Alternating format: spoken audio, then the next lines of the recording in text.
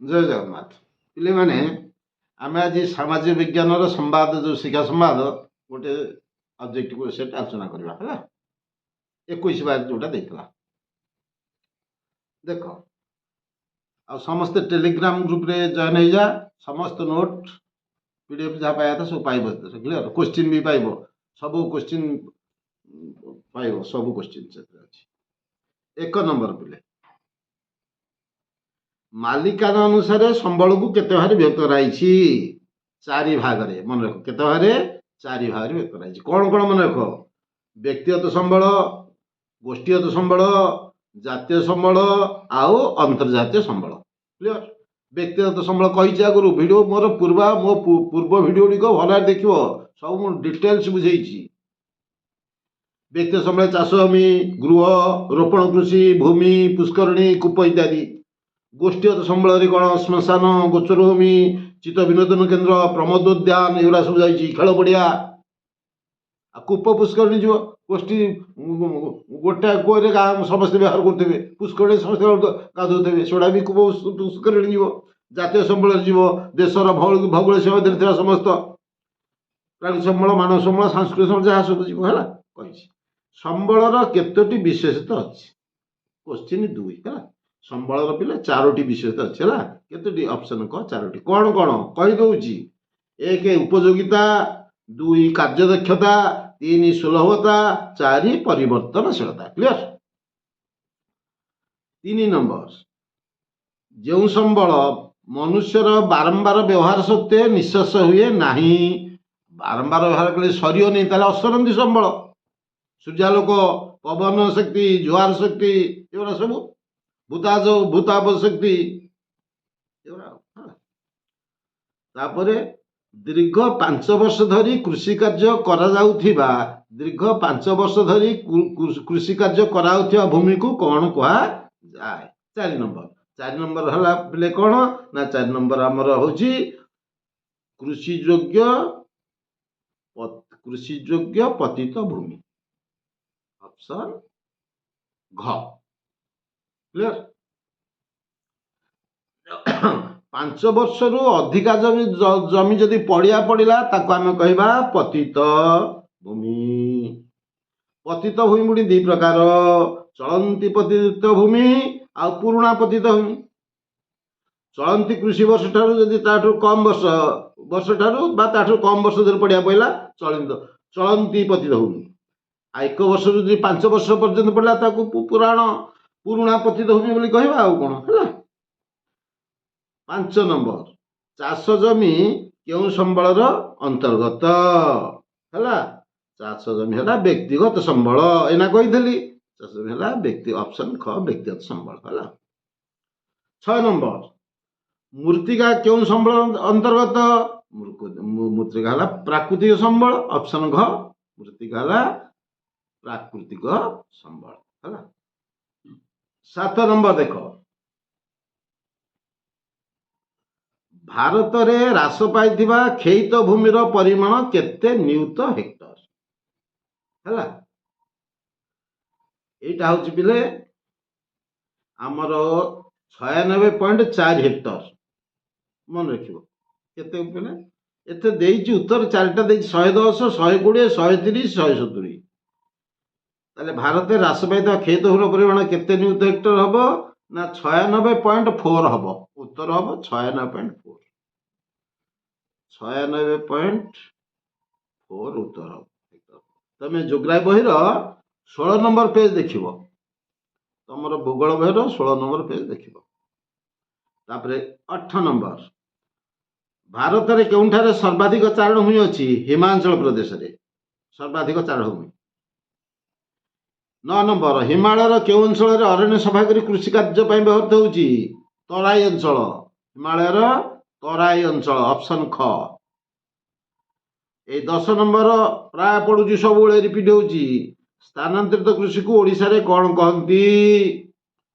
କେତେ ନାଁ ଅଛି ସ୍ଥାନାନ୍ତରିତ କୃଷିର? ଓଡ଼ିଶାରେ କହନ୍ତି ପୋଡୁ ଚାଷ। ଓଡ଼ିଶାରେ କହନ୍ତି ପୋଡୁ ଚାଷ। ଝୁମ୍ କହନ୍ତି କହୁଥିଲେ, ଝୁମ୍।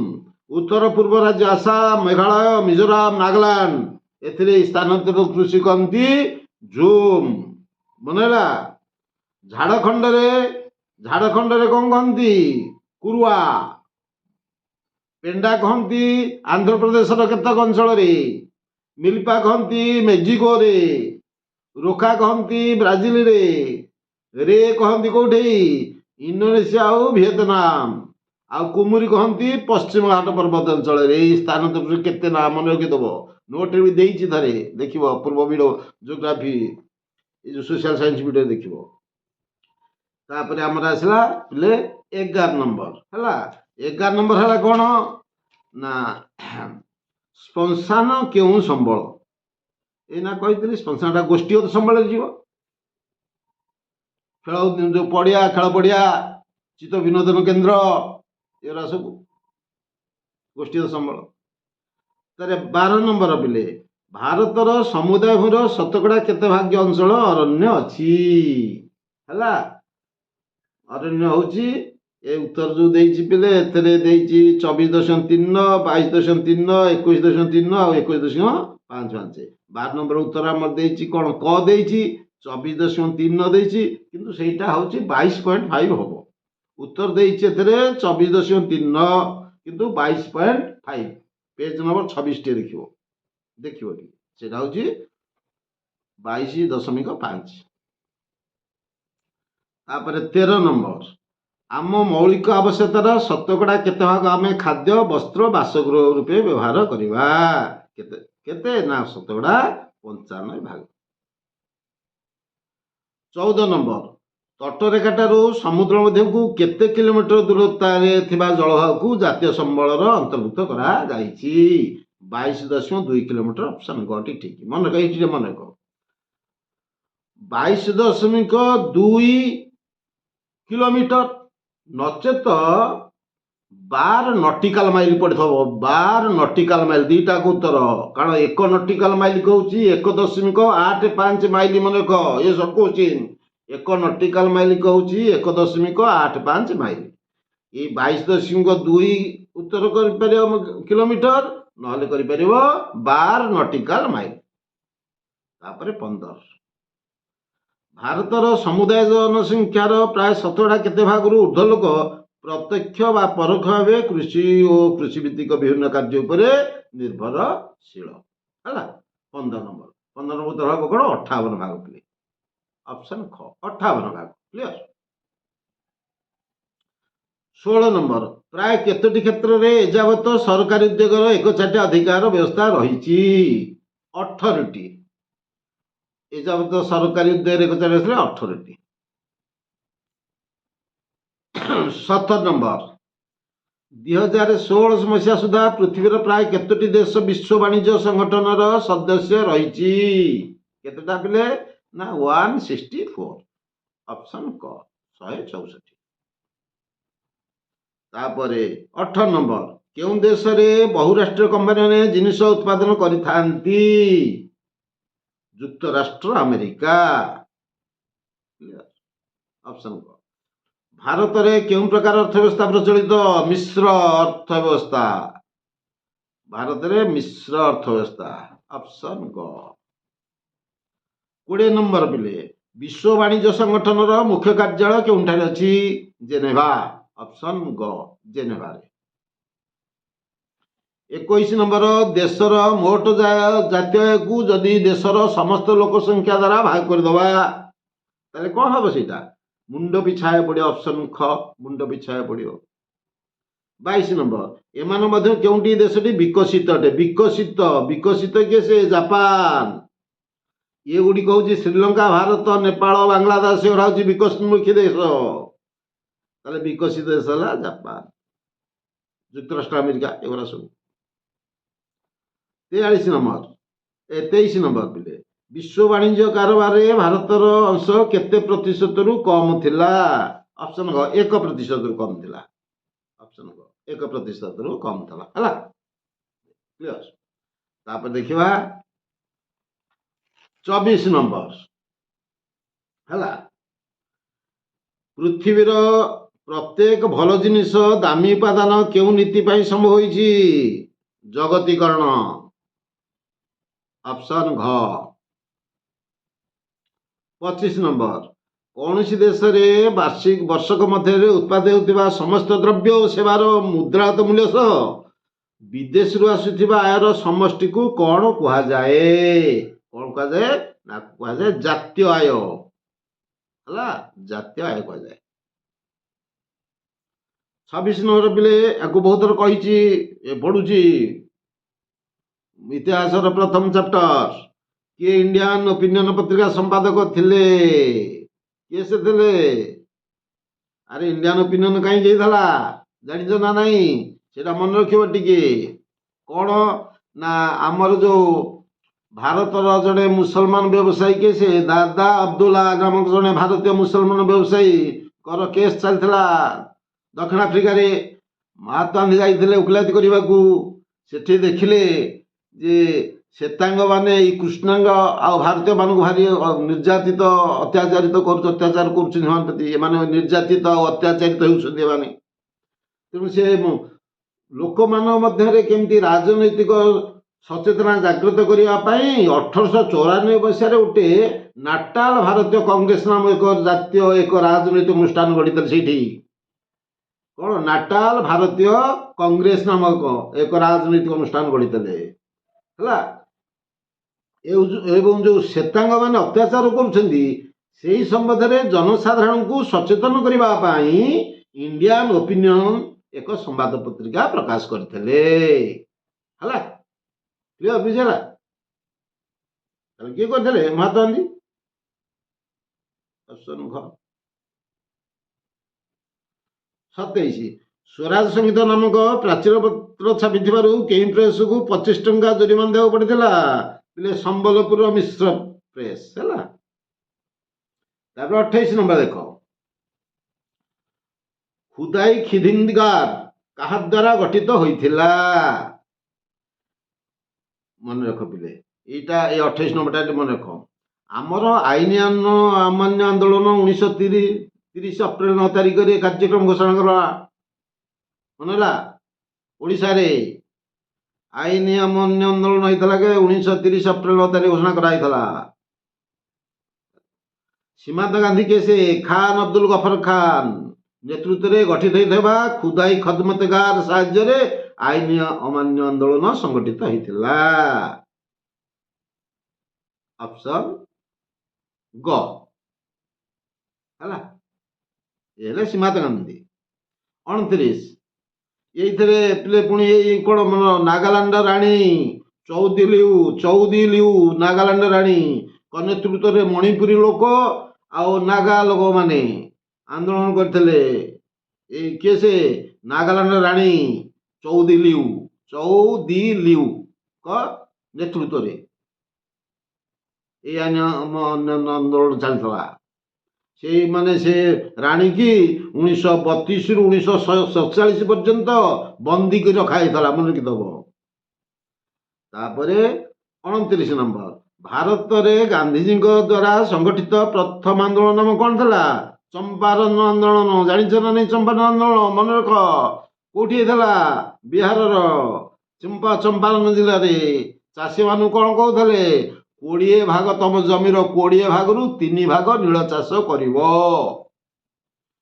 आउ से जो नील चाष करे 3 काठिया व्यवस्था कहती मन रख 3 काठिया व्यवस्था भी कहती जो 3 भाग चाष करिए सीए इंग्रेज माने जो दर करे से दर में बिकिवे निर्धारित दर करिए से दर बिकिवे बाध्य करुले कौन करेंगे पुणी कौन है ना नीलर चाहिदा जो विदेश में कमिला नेले नहीं तार दर पाऊलानी ठीक चाहिदा आउ बढ़ला नहीं चाहिदा कमिगला सी आउ देखिले नील चाष कले लाभ ना इंग्रेज मान 3 काठिया व्यवस्था करते आउ अन्य सब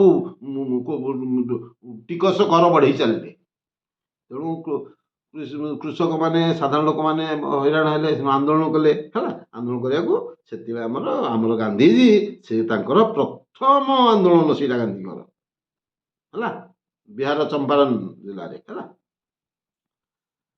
है 30 नंबर किए गांधीजी राजनैतिक गुरु थे गोपाल कृष्ण गोखेल गांधीजी राजनैतिक गुरु थे ऑप्शन क है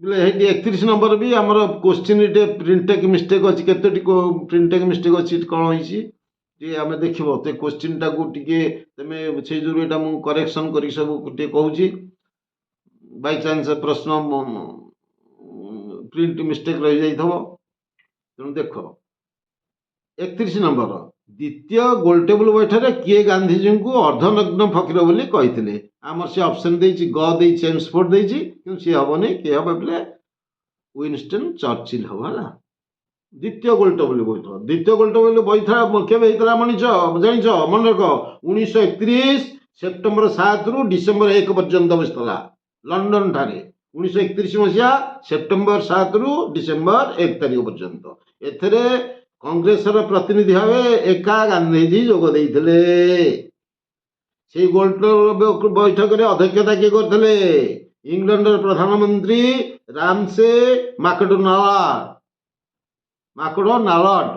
रामसे माकडोनाल्ड है से मन रखिता से द्वितीय गोलटेबुल बैठक चली बेले सम्राट पंचम जॉर्ज गांधीजी की धमकई कौन धमकई कहले तुमको बोमा गुड़ी वर्षण करके ध्वंस करदेबू गांधीजी कौन कहते कहले आपणकर जो बोमा बारूद आमर भारतीय मान में ताल फटुका यहाँ ताल फटुका आम है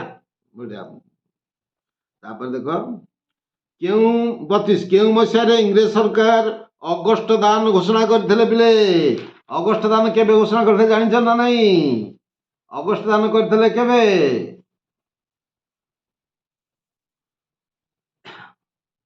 अरे अगस्ट दान जानिछ ना नहीं अगस्ट दान टा कौन आगे कह अगस्ट दान टा कौन टे कह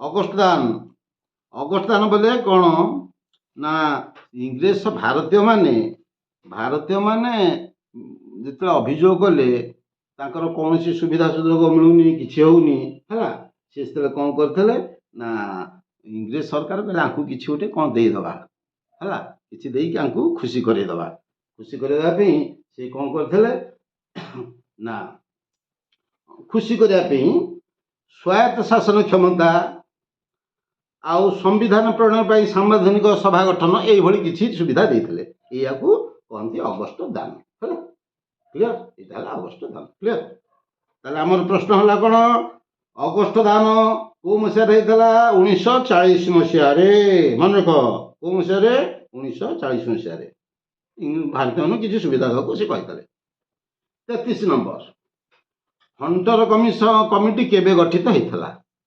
हंटर कमिटी है 1919 मसीहा अक्टोबर 14 तारिख हंटर कमिशन गठित होता कहीं हंटर कमिशन गठित होता मन कहीदे जिते पंजाब जालियानवाला बाग हत्याकांड होता जो बैशाखी पर्व पालन करते लोक मैंने साधारण लोक गुड़ी होता गुड़ी कर मारिदे एक सरकारी तदंत दाबी होता से लॉर्ड हंटर कमिशन से बसला से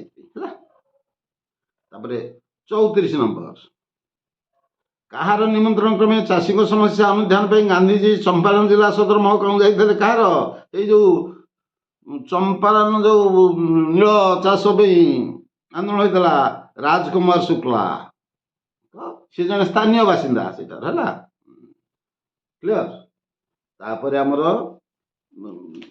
आसला 35 नंबर ओडिशा रे आईन अमान्य आंदोलन नेतृत्व किए नहीं एथे पुणी आम से प्रिंटिंग मिस्टेक पुणी अच्छी से हरिकृष्ण महातो लिखते कि नहीं आम नहीं किए से नहीं गोपबंधु चौधरी ऑप्शन ग प्ले है तापर 36 नंबर भी प्ले प्रिंटिंग मिस्टेक अच्छी पुणी साइमन कमिशन भारत क्यों शहर बसला से लाहौर ग लिखी किंतु दिल्ली रे मुंबई रे बॉम्बे बर्तमान जे मुंबई मन रख बोले मुंबई है तापर 37 नंबर द्वितीय गोलटेबुल बैठक किए अध्यक्षता करते ना कहते ऑप्शन ख रामसे मैकडोनाल्ड है तापर 38 नंबर ଅଳକା ଆଶ୍ରମ କେଉଁଠାରେ ପ୍ରତିଷ୍ଠା କରାଯାଇଥିଲା ବେଲେ ଆମର ଅପସନ ଘ ଜଗତସିଂହପୁରରେ ଅଳକା ଆଶ୍ରମ ହେଇଥିଲା ହେଲା। କିଏ ଥିଲେ କେଉଁ ମସିହାରେ ମନେ ରଖିଥା 1921 ମସିହାରେ ହେଇଥିଲା। ଏହାର ଫାଉଣ୍ଡର ଥିଲେ କିଏ ଗୋପନ ଦାସ ମନେ ରଖିଥା ହେଲା କହିଦେଲି। ତାପରେ 39 ନମ୍ବର ଇରମ ଗୁଳିକାଣ୍ଡରେ କେଉଁ ମହିଳା ଶହୀଦ ହେଇଥିଲେ ମନେ ରଖ। ବହୁତ ବଢିଆ ବଢିଆ କ୍ୱେଶ୍ଚିନ୍ ଆଲୋଚନା ହଉଛି। ପରିବେୱା ମନେ ରଖ ଏଇ ଜଣେ ମହିଳା ଶହୀଦ ହେଇଥିଲେ ତାଙ୍କ ସମେତ ଆଉ 28 ଜଣ ବି ଶହୀଦ ହେଇଥିଲେ। 28 ଜଣ ଟୋଟାଲ 28 ଜଣ ଶହୀଦ ହେଇଥିଲେ ଇରମ ଗୁଳିକାଣ୍ଡ ବାସୁଦେବପୁର ହେଲା। ବାସୁଦେବପୁରର ଇରମ ଗୁଳିକାଣ୍ଡରେ ହେଲା। ତାହେଲେ ଟୋଟାଲ 28 ଜଣ ମରିଥିଲେ। ଆହତ ହେଇଥିଲେ 55 ଜଣ ଆହତ ହେଇଥିଲେ। କେବେ 1942 ସେପ୍ଟେମ୍ବର 28 ମନେ ରଖ ମେଳନ ପଡ଼ିଆରେ ଗୋଟେ ସଭା ହଉଥିଲା। ସେଇ ସଭାରେ ଡିଏସ୍ପି ଜଣେ ଗୁଳି ମାରି କହିଥିଲେ ଯେମିତି ଜାଲିଆନାୱାଲାବାଗ ହତ୍ୟାକାଣ୍ଡ ସେଇ ଧରଣରେ ପ୍ରବେଶ ପଥ ବନ୍ଦ ହେଇଯାଇଥିଲା ହେଲା। ତାପରେ 40 ନମ୍ବର ପିଲେ କେବେଠାରୁ ଭାରତରେ ମିଶ୍ର ଅର୍ଥନୀତି ହେଇଛି ପ୍ରବର୍ତ୍ତିତ ହେଇଛି 1991 ଅପସନ ଗ।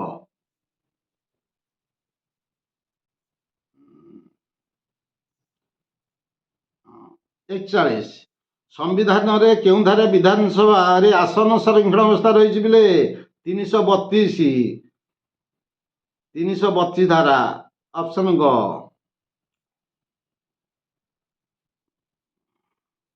ବାନର ସେନାରେ ଯୋଗ ଦେଉଥିବା ପିଲାମାନଙ୍କ ବୟସ କେତେ ଥିଲା 15 ବର୍ଷରୁ କମ୍।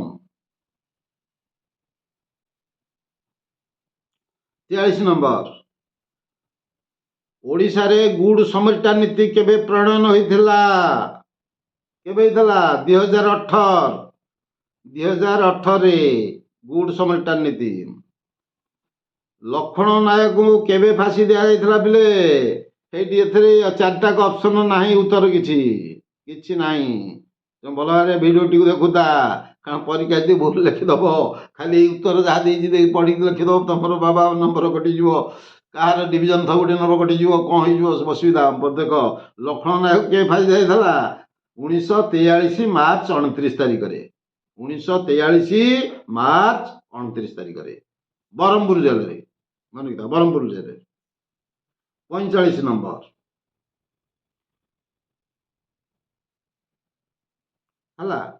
45 ନମ୍ବର ଦେଇଛି 45 ନମ୍ବର ଦେଇଛି କ'ଣ ଡ୍ରାଇଭିଂ ଲାଇସେନ୍ସ ପ୍ରାପ୍ତି ନିମନ୍ତେ ଜଣେ ବ୍ୟକ୍ତିର ବୟସ ସର୍ବନିମ୍ନ କେତେ 18 ହେଲା।